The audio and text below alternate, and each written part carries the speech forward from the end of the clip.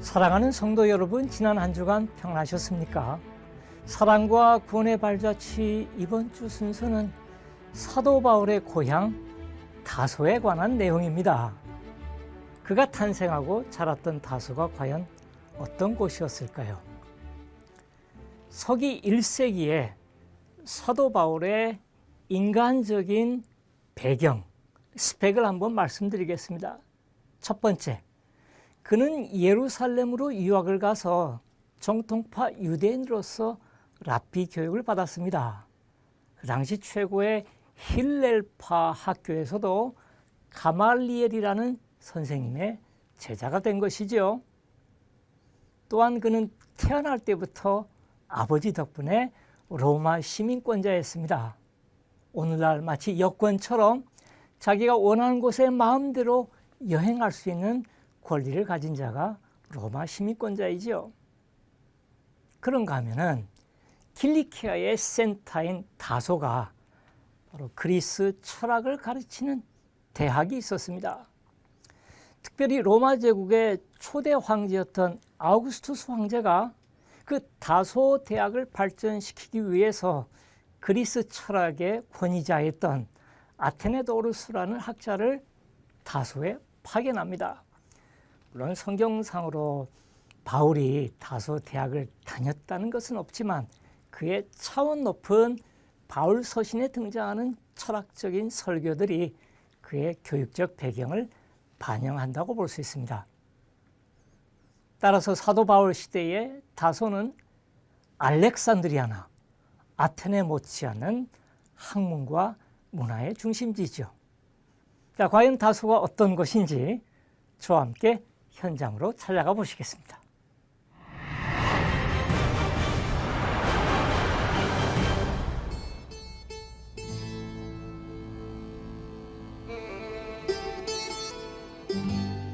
사도 바울의 고향 다소는 고대로부터 킬리키아라는 지역의 중심 도시였습니다. 바닷가의 지중해로 흘러들어가는 강, 오늘날 다소 강이라고 불리고 있고요. 강 하구가 항구 역할을 했습니다.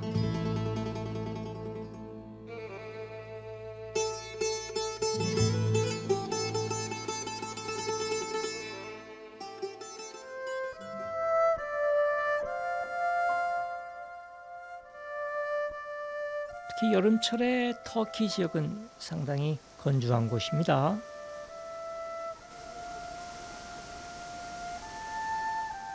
한여름에도 불구하고 굉장히 시원하고 차가운 물이 흘러오고 있는데요.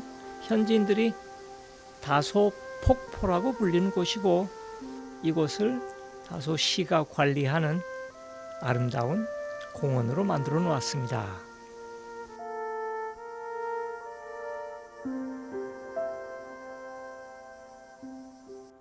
기원전 330년대 마케도니아 출신의 알렉산드로스 대왕이 페르시아 제국을 향해서 군대를 거느리고 이 지역을 통과할 때에 물이 너무나 시원해서 이곳에서 수영을 하다가 죽을 뻔했다는 그런 역사 기록이 남아 있습니다.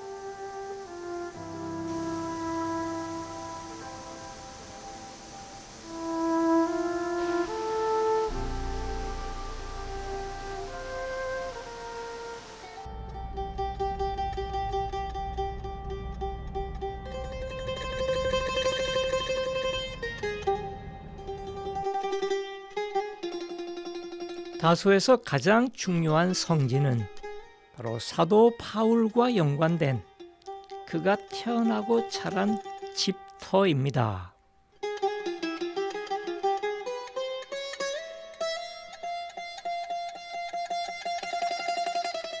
터키 사람들은 이곳을 전통적으로 세인트 폴 쿠유, 즉 사도 바울의 우물이라고 부릅니다. 서기 2000년대부터 본격적으로 터키 문화재청이 관리하는 역사 유적이 되었습니다.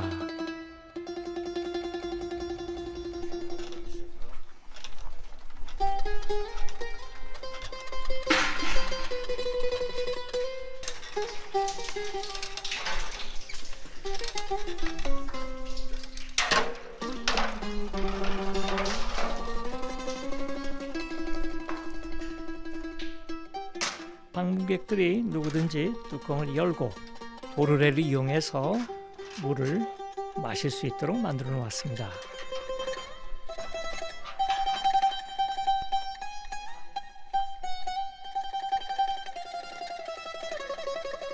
저도 한번 마셔봤는데요, 미지근했습니다. 그렇게 차가운 물은 아니었어요.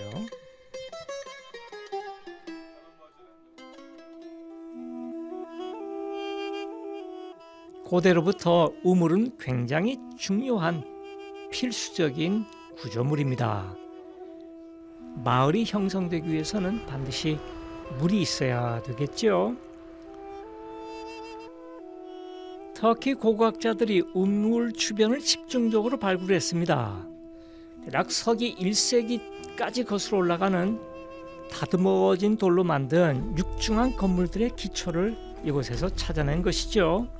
대략 서기 2000년대 이후로부터 고대 유적지로 개발됐고요. 이 정도 구조물이라면 도심 한가운데 있는 공공건물이나 중산층 이상의 귀족들의 저택으로 추정이 됩니다. 그렇다면 과연 바울이 이 지역에서 살았을까요?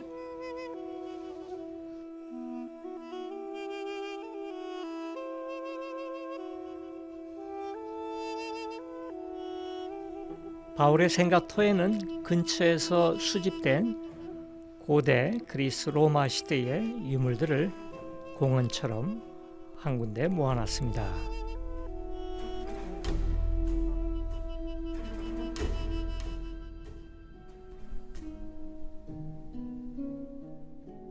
바울의 생가터 근처에는 다수에서 상당히 오래된 저택들이 국가 문화재로서 지정돼서 잘 보존된 모습을 볼 수 있습니다.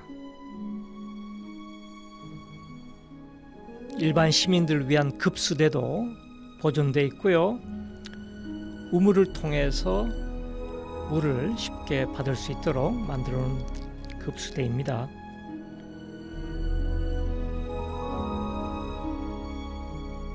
물론 이 건물들은 한 200년에서 300년 전의 것들입니다만 터키 기준으로도 상당히 잘 만들어진 석조 건축들입니다.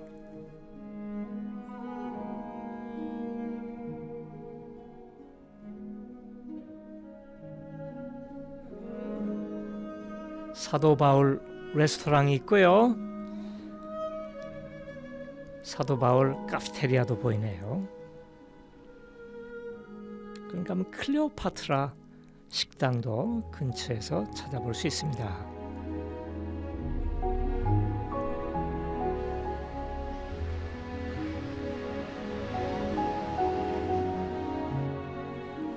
오늘날 다수에서 바울을 기념하고 있는 기독교적인 성지로서는 이곳 바울 성당이 있습니다. 이것도 터키 문화재청이 관리하고 있는 유적지, 심지어 뮤지엄으로 그렇게 명칭이 있습니다만 이 교회당은 그렇게 오래된 건물은 아니고요. 1862년에 준공된 건물입니다. 전형적인 대리석 기둥 두 줄로 아치로 이어지는 아담한 성당이고요. 정상적이라면은 빼곡하게 프레스코라든지 모자이크로 장식을 해야 되는데 사도 바울의 이콘 하나 정도, 그리고 터키인들로서는 무슬림이어서 인물이나 동물상들을 금기시해서 교회당에 여러 가지 부조나 벽화는 부족한 편입니다. 성령을 상징하는 비둘기 천장에 그려져 있고요. 미완성 성화라고 볼 수 있겠죠. 원래 기둥머리도 정교하게 조각을 해야 되는데 그냥 붓으로 모양만 나타냈고요. 바닥에 대리석 돌판을 이용한 바닥 마감재가 남아 있습니다.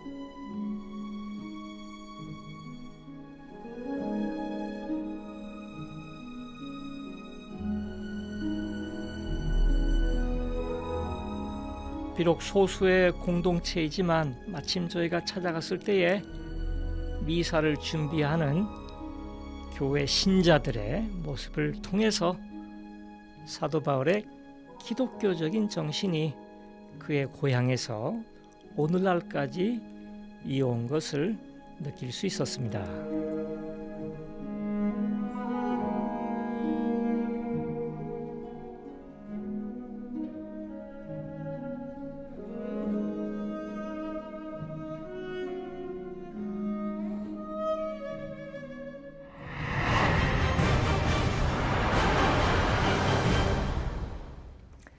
다소는 로마 시대 이집트 제국과 로마 제국 사이에 중요한 사건이 일어났던 현장이기도 합니다. 이집트의 마지막 여왕 클레오파트라는 쓰러져가는 자기의 조국을 살리기 위해서 먼저 기원전 60년대에 로마의 실권자 율리우스 카이사르와 관계를 맺습니다. 실제로 카이사르의 아들을 낳았고요. 기원전 44년 카이사르가 암살당한 이후에 그의 후계자였던 안토니우스와 클레오파트라가 처음으로 만남을 가진 것이 바로 다소입니다. 역사가들의 증언에 의하면 클레오파트라가 안토니우스의 환심을 사기 위해서 많은 선물과 함께 이집트 왕실 거대한 배를 타고 다소 항구에 도착했고요. 이집트산 그 향유를 가득 머금은 돛을 바람에 펄럭이면서 그 아래에서 사랑을 나눴다는 것이죠. 덕분에 이집트 제국은 10년 가까이 유지될 수 있었으나 기원전 30년 두 사람의 동반 자살로 비극으로 막을 내리게 됩니다. 클레오파트라의 다소 어떤 것인지 한번 찾아가 보시겠습니다.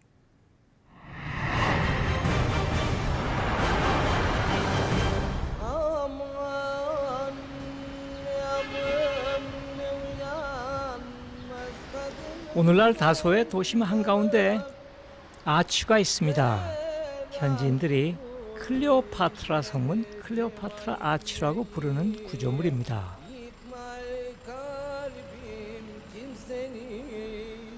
다소하고 클레오파트라, 즉 고대 이집트의 여왕과는 어떤 관계가 있을까요?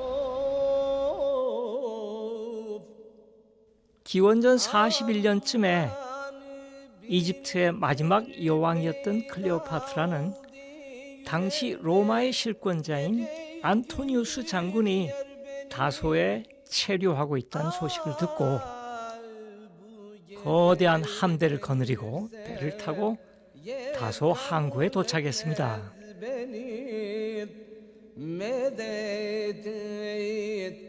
그때부터 로마의 실력자 안토니우스와 이집트의 여왕 클레오파트라의 로맨스와 두 나라의 외교 관계가 시작된 것이죠.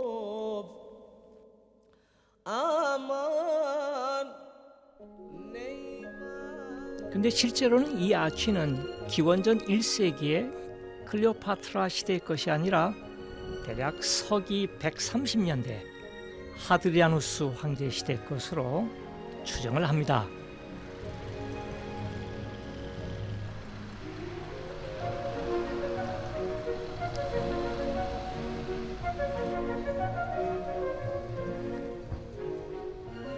바울의 생가 우물에서 그리 멀지 않은 곳에 고대 로마 시대의 유적지가 발굴됐습니다.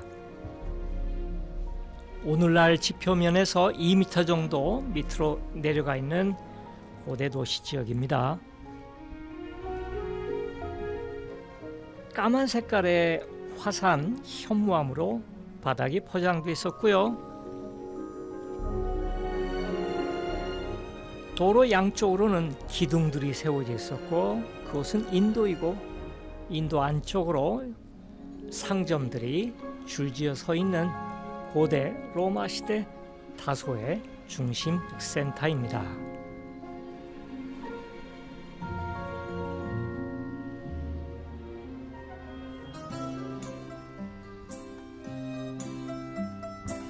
바로 그 옆에는 지난 서기한 2000년쯤을 즈음해서 고대 아고라, 즉 로마 시대 시장 모습으로 재구성된 오늘날의 시장이 있습니다.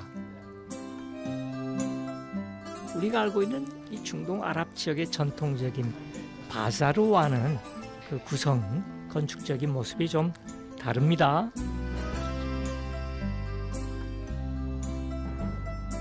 가운데 사각형 마당을 중심으로 한가운데 분수가 있고요. 사방으로 돌아가면서 상점들이 나열되어 있는 것이죠. 로마 시대의 도시의 시장을 현대식으로 재현했다고 볼 수 있습니다. 고대 로마 시대 시장에는 한가운데 마당에 급수대와 함께 포르투나, 즉 재물의 신을 위한 신전이 세워져 있었습니다.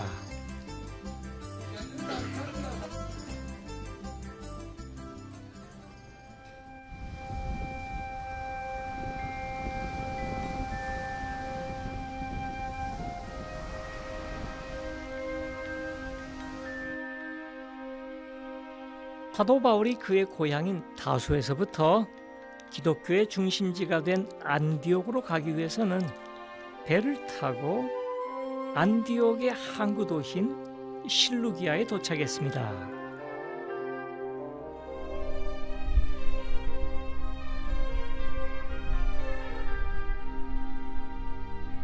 바로 안디옥을 건설했던 셀레우코스 왕의 이름을 딴 도시였고요. 아담한 항구가 마련됐고요. 오늘날의 이러한 도시와는 달리 바울 시대의 실루기아는 상당히 규모가 큰 로마식 항구 도시였습니다.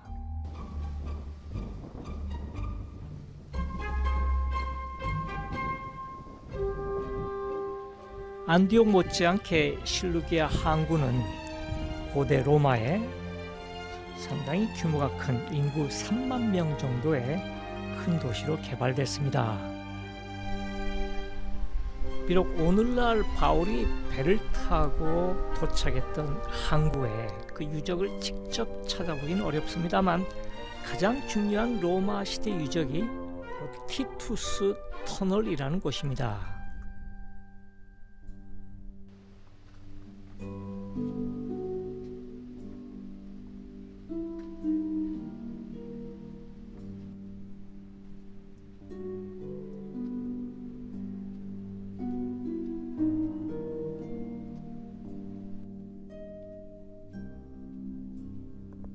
홍수를 예방하기 위해서, 즉 홍수의 물을 안전한 곳으로 도시 바깥쪽으로 빼는 그러한 독특한 기능을 가진 터널입니다. 고대로부터 항구가 강을 끼고 있는데 이 항구의 가장 취약한 점이 홍수 때에 생긴 퇴적물로 항구의 수심이 낮아져서 배가 들어오지 못하게 되는 것이죠.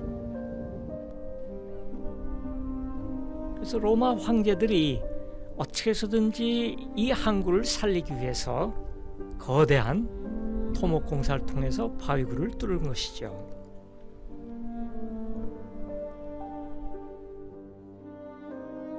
골짜기 쪽에 댐이 있고요. 거기서 오픈된 그러한 수로가 있고 또 인공적으로 판 터널이 있고 여러 단계에 걸쳐서 골짜기에 물이 도시로 들어오지 않고 항구 쪽으로 들어오지 않고 바로 지중해로 빠지도록 만들었습니다.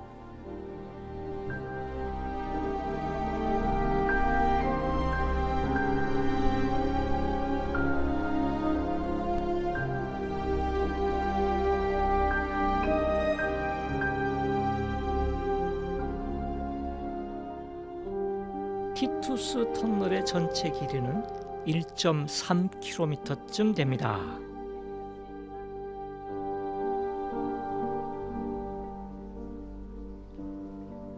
구석구석에 수로가 파여진 흔적을 볼 수 있고, 터널의 폭은 6.3m에 높은 것은 한 6m쯤 되고요. 오늘날은 이 터널은 겨울철에 비가 올 때 잠깐 물이 흘러가는 그러한 터널이 되었고요. 오히려 현지인들은 이 터널을 통해서 골짜기의 물을 공급받아서 주변의 비옥한 과수원을 운영하게 됩니다.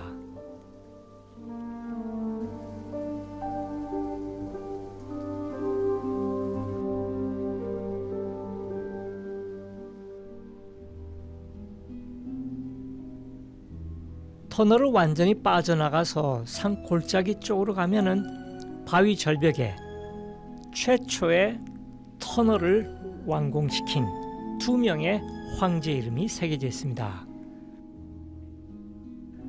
베스파시아누스와 그의 아들 티투스입니다. 이 두 인물은 서기 70년 예루살렘을 함락시킨 장본이기도 하지요.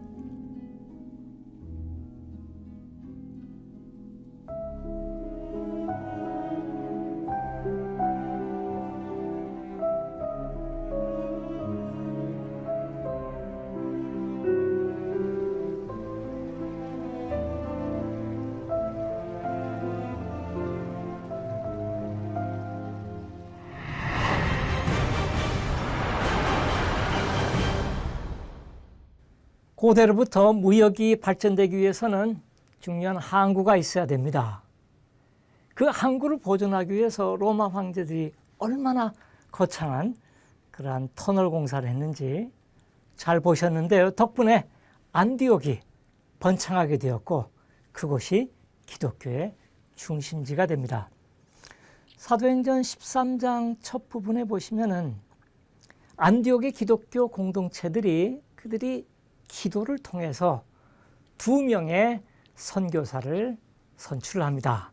그 두 사람이 바나바와 바울입니다. 사울과 바울은 회심 전과 후의 이름이라기보다도 그가 태어났을 때의 유대인으로서 베냐민 지파이기 때문에 가장 위대했던 사울 왕의 이름을 땄고요. 로마 시민권자로서는 파울루스, 바울이라는 이름을 갖게 되었습니다. 유대인들에게는 사울, 이방인들에게는 바울이 된 것이죠. 바울이 과연 체계적으로 해외 선교를 계획했을까요? 사도행전 13장에 의하면은 그의 선배자 스승격인 바나바를 따라서 바나바의 고향인 키프로스로 가면서, 즉 실루기아 항구가 바울로 하여금 위대한 3차례 선교 여행을 했던 출발지가 된 것입니다. 저희가 준비한 순서는 여기까지입니다. 사랑하는 성도 여러분, 다음 주 시간까지 안녕히 계십시오.